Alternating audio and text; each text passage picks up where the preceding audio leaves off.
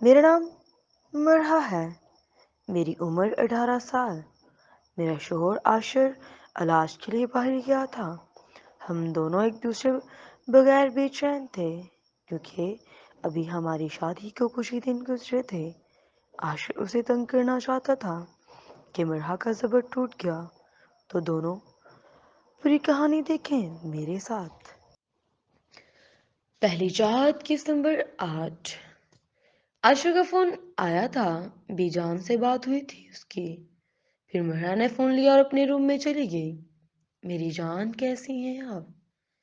عاشر کی آواز میں جیسے چاشنی گلی ہوئی تھی۔ وہ تو اس کی آواز سن کر جیسے سارے گلے شکوہ کرنا بھول گئی تھی۔ عاشر میں ٹھیک ہوں، آپ کیسے ہیں؟ میں نے آپ کو بہت مس کیا۔ آپ سے دور رکھ کر جیسے زندگی بے معنی ہو گئی ہے، کوئی کام کرنے کو دل نہیں کرتا۔ جلدی سے ٹھیک ہو کر واپس آ جائیں، میں آپ کے بنا جینے کا تصور بھی نہیں کر سکتی۔ آنسو اس کی آنکھوں سے رواں تھے اور آواز بھی رن گئی تھی۔ اس کی آواز میں جیسے اذیت ہی اذیت بھری تھی۔ مرا، آپ نے وعدہ کیا تھا نا کہ آپ نہیں روئیں گی، عاشق نے خود پر کنٹرول کرتے کہا۔ وہ خود کسی اذیت سے گزر رہا تھا، یہ تو وہ خود جانتا تھا یا پھر اس کا خدا۔ عاشق، میں آپ سے اس لیے شادی کی تھی کہ مجھے آپ کے ساتھ جینا ہے، اور آپ نے مجھے اتنا ناامید کر دیا۔ آپ نے کیوں لکھا وہ سب؟ وہ نہ چاہتے ہوئے بھی سب کچھ کہہ گئی تھی۔ اچھا چھوڑیں یہ باتیں، آپ بتائیں کیسی طبیعت ہے آپ کی؟ وہ موضوع بدل گیا۔ آپ کے بنا کیسی ہو سکتی ہے مرا؟ آپ بتائیں نا، ڈاکٹر نے کیا کہا؟ اب کی بار جھوٹ بولا نہ تو ناراض ہو جاؤں گی۔ وہ اسے دھمکانے لگی اور عاشر اس کی کمزور سی دھیمی دھمکی سن کر مسکرا دیا۔ وہ جانتا تھا کہ مرا اس سے کبھی ناراض نہیں ہو سکتی۔ ہاں بالکل سچ کہہ رہی ہوں۔ ابھی فی الحال سارے ٹیسٹ دوبارہ سے ہوئے ہیں، کل یا پرسوں تک رپورٹس آئیں گی۔ تب تک میڈیسنز لیتا رہوں گا اور رپورٹس آنے کے بعد پھر وہ فائنلی بتائیں گے کہ سرجری کب تک کرنی ہے، ہو بھی سکتی ہے یا نہیں، یہ بچنے کے چانسز بھی ہیں یا نہیں۔ آخری جملہ ادا کرتے وہ خود بھی اندر سے کانپ گیا۔ پلیز عاشر ایسا مت کہیں۔ اس کی آنکھیں پھر سے بھیگنے لگی تھیں۔ اچھا نہیں کہتا۔ یہ بتاؤ ارحم سے آپ کی دوستی ہوئی یا نہیں؟ مجھے یاد بھی کرتا ہے یا بھول گیا؟ اس نے مرا کی رودی ہوئی آواز سنی تو پھر سے بھاگ گیا۔ وہ آپ سے سخت ناراض تھا، کہہ رہا تھا کہ چاچو مجھ سے مل کر نہیں گئے اور آپ کی وجہ سے وہ مجھ سے بھی ناراض تھا۔ کہہ رہا تھا کہ اسے کسی نے جگایا ہی نہیں۔ آپ کی بات ہوئی اس سے؟ وہ اب آنسو پہنچنے ارم کے بارے میں پوچھنے لگی۔ ہاں مجھ سے بھی خفا تھا، مگر پھر میں نے اسے منا لیا۔ اگر ابھی اس کے سامنے ہوتا نا تو اس نے میرے بال کھینچنے تھے۔ اسے جب مجھ پر غصہ آتا تو وہ مجھ سے خوب لڑتا ہے۔ قسم سے بہت مس کر رہا ہوں اسے۔ عاشق کو ارحم بہت عزیز تھا، صرف ارحم کو۔ مرا کو بہت عجیب لگا کہ ایک بار بھی عاشر نے اسے نہیں کہا کہ وہ اسے یاد آ رہی تھی۔ ہاں ارحم کو اور سب کو۔ عاشر اس کی بے چینی کو محسوس کرتے ہوئے اسے تنگ کرنے لگا۔ سب مطلب مرا کے منہ سے اپنا نام سننا چاہ رہی تھی۔ سب مطلب سب، بی جان، فیصلہ بھائی، فریاد بھابھی، ارحم اور ابھی عاشر کی بات بھی پوری نہیں ہوئی تھی کہ وہ بھی بہت بڑی اور بس۔ عاشر کو اسے تنگ کرنا اچھا لگ رہا تھا۔ اچھا اس کا ضبط پھر سے ٹوٹ گیا۔ وہ اچھا کہہ کر پھر سے رونے لگی۔ ارے ارے میری وائفی، کیوں رو رہی ہو؟ عاشر پریشان ہو گیا۔ جو دل میں رہتے ہیں نا انہیں یاد کرنے کی ضرورت نہیں ہوتی، اور میرے دل کی ہر دھڑکن، ہر سانس پر صرف اور صرف آپ کا حق ہے۔ مرحبا پلیز مت روئیں۔ مجھے پتا ہے کہ آپ رونے کے بہانے ڈھونڈتی رہتی ہیں، اور آپ کو معلوم ہے کہ عاشر کو کتنا چاہتا ہے۔ پھر بھی اتنی بے یقینی۔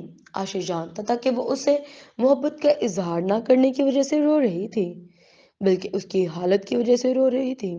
نہیں عاشر، بس میں آپ کے بنا نہیں رہ سکتی۔ وہ اب سے کیوں سے رو رہی تھی؟ اچھا ٹھیک ہے، میں بی جان سے آپ کی شکایت کروں گا کہ آپ رو رہی تھی۔ عاشر نے ہوا میں تیر پھینکا تھا جو کہ نشانے پر جا لگا۔ سوری، اب نہیں روں گی۔ مرحا نے فوراً اسے اپنے آنسو پوچھے۔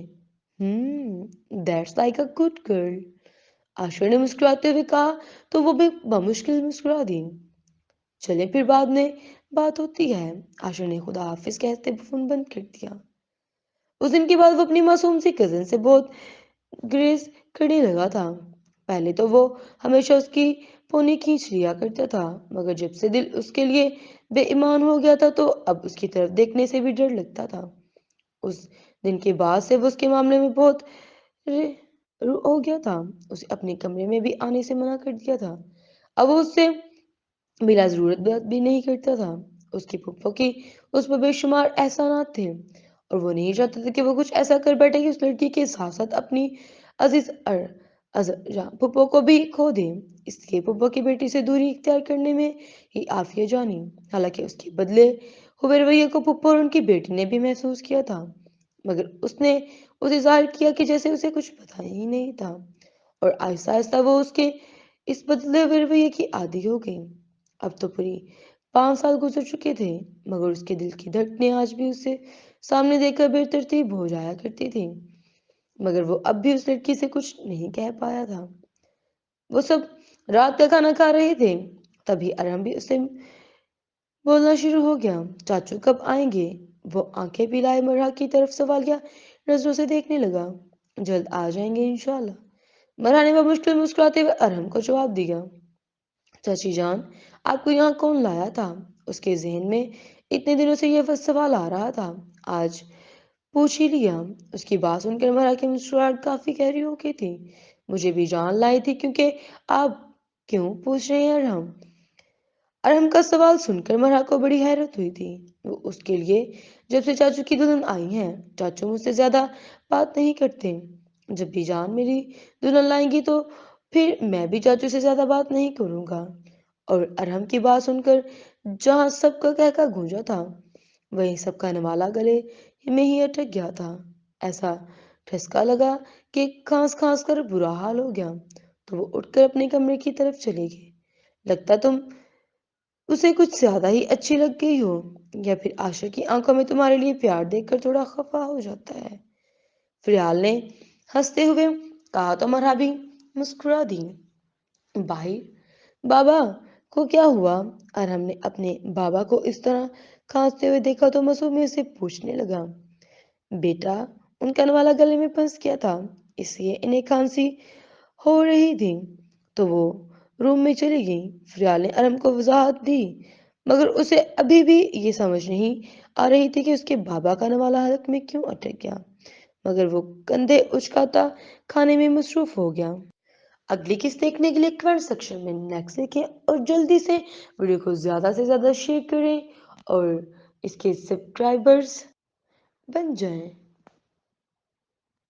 ताकि हर आने वाली वीडियो आपके साथ जल्द से जल्द शेयर कर दी जाए। अगर आप अगला पार्ट जल्द चाहते हैं तो मुझे कमेंट सेक्शन में अपनी राय ज़रूर दीजिएगा। सो मैं अगला पार्ट आपके साथ बहुत जल्द शेयर कर दूंगी। सो अल्लाह हाफिज़।